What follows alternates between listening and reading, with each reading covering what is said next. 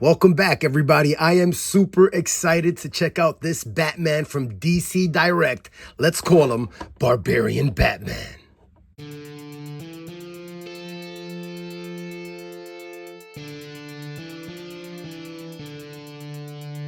Starting out with a look at the other side. And back to the front.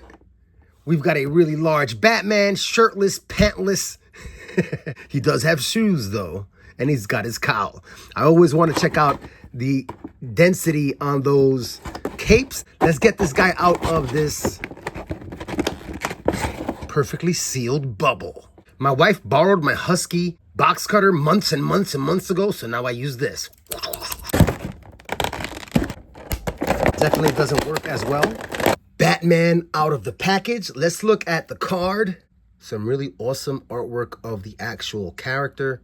Very dope. I'm not familiar with the background story on this character, so I am excited to check out the comic book tonight before bed. And a close look at the card there and the story. Very cool. Page punchers. I'm not going to spoil the story for you because I don't know it, but I'm also not going to read it here with you, but I will give you a look at some random pages to see the artwork. We've got Robin, it seems like. Let's take another look. Skip a couple pages. Another good one, Barbarian Batman. And one more page. Now we've got some cross cells of action featuring Mr. Freeze. Pretty cool, man. I am digging what McFarlane has going on, man. All the different kinds of figures that he's dropping. I mean, it is so dope what he's doing. And I'm gonna be honest, at first, I wasn't a fan of what was going on with the McFarlane universe in recent times, but I fell in with Batman and Jokers and Superman, and now we're here. So moving on, we're looking at the single-sided axe. That is the top piece of the Batman symbol, right?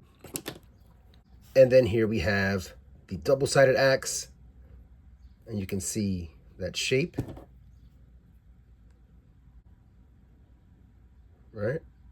Very cool, man. I like how they did that, man. Batman. You know what? Immediate impression out of the package was with this thing was, damn, this might be the softest cape I've ever felt. And I say that so often. The capes just seem to get better and better. This thing feels amazing. Man, wonderful. It definitely isn't heavy, and it just feels so great to the touch. It has a texture to it. You see the stitches in it. That is so dope, man. Wow, this up here, the frills of hair are super soft. This is a nice, smooth, soft-feeling plastic. That's dope. These tassels are soft. And then he does have, wow, some kind of like soft plastic trousers underneath. Damn, these plastic goods are dope. He's got a whip or a rope. Not a whip. He's not Indiana Jones. He's got a rope hanging down by the side. He's got some throwing stone daggers. This is so dope, man. I haven't seen reviews. You know, when I know I have a figure coming that I'm going to collect, I don't check out the reviews just because I want to have that feeling like when you were a kid, you know? You and your friend were both getting the same toy and you just didn't want to see it if he got his first. You know what I'm saying? So same vibe with this. I'll definitely check out reviews after to pick up everything I missed and, you know, some more great lore on figures and McFarlane universe stuff. But as is, this thing is a grand slam figure. Man, it's going to be a hard year to do top 10 because we're only halfway through, and there's some figures that are just like you could tell they're just like all-time classic figures. This is beautiful stuff. Wow, okay. Over here, you've got like a batarang, a stone batarang, another stone throwing dagger, another smaller one. Super dope. These spikes are semi-stiff. These gauntlets look badass. Wow, man. The bat logo on his chest is like a soft, cushiony plastic. Feels so dope. It has that look of kind of like cut stone or chipped stone from ancient times. So cool, man. This is such a dope figure. It's definitely going to be a fight for my #1 spot between him and the Gladiator Batman. My two favorite in the McFarlane universe. So very dope. Let's check out articulation together. Nice rotation all the way around at the super soft cowl. I mean, this cowl literally feels like it's leather sitting over his face. Beautiful, beautiful material. You're gonna get a little bit down, not much, and almost nothing upward. At the diaphragm cut, you're gonna get tilt and wiggle from side to side, no swivel. At the waist, you will get your swivel, and you will get generous crunch between the waist and the diaphragm cut. You will get really generous back with that waist and the diaphragm cut. At the arms, you're gonna get full swivel because this will move a little bit, no problem. You do have your butterfly there, which gives you some movement. Your swivel at the bicep, your double jointed elbows, and you have a horizontal hinge there at the wrists. You got your really great split. If you arch back, you got some decent kick forward. If you don't arch back, you got about that much. Generous double jointed knee. Because of the boot, it really doesn't go further back, but that's not bad. Then you have that much toe down, that much up, toe articulation as usual, and pretty generous rocker. So standard articulation for our McFarlane figures, DC Multiverse. Let's go ahead and get him suited up with some of his weapons and get some action poses in play. Yo, these McFarlane figures, their stances are so dope. Yeah, granted, you got issues sometimes with them actually standing, but when you get them to stand, whether you got the stands or not, they're just top-down stances, you know, are just so tough. You know, you got to give props where props are due.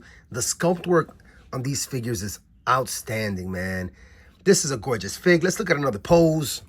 And if you got melee weapons, you got to do the iconic pose of Conan. And in this case, if you got two melee weapons, you got to rock with them both.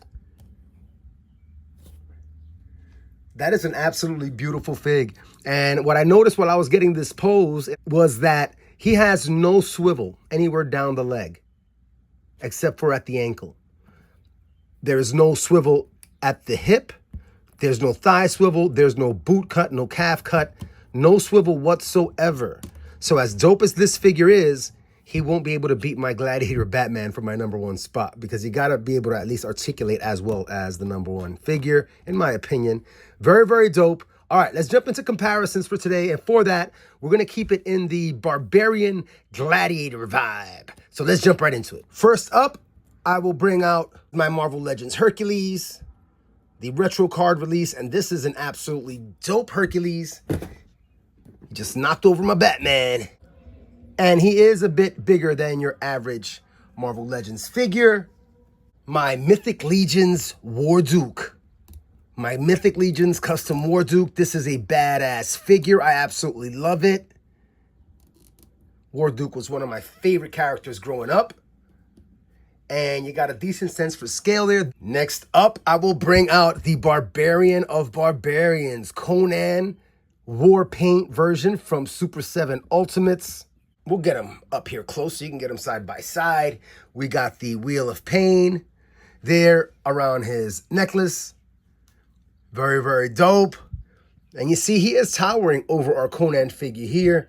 But Barbarian Batman knows Conan would kick his ass. And last but not least for tonight, I will bring out my Gladiator Superman and my Gladiator Batman. Gladiator Batman does have swivel in his thighs, giving him a tremendous amount of enhanced articulation compared to our Barbarian Batman. So he'll stay #1 on my list in terms of best Batman figures in the McFarlane universe right now. But a close second isn't bad at all. I absolutely love the brawn and the scale on this particular figure. The sculpting on him looks very savage. He's not very chiseled, whereas his muscles are just big and brawny. And I think that that is really cool because he is a barbarian. Final thoughts on the Barbarian Batman figure from Todd McFarlane DC Direct. I'm enjoying everything about this figure. All of the brown tones, the super soft cape, the very cool stone stylized weapons. And I'm going to have some fun reading that comic tonight. It is the Batman Fighting of the Frozen. Heck yeah. As always, everybody, thank you so much for coming out again and sharing the experience of collecting toys as an adult. We are collected toys as adults. And I hope you're able to keep coming back. Keep collecting toys when you can. Be selective when you need to. And don't be selective when you don't have to. Until next time, everybody. Thank goodness it's playtime.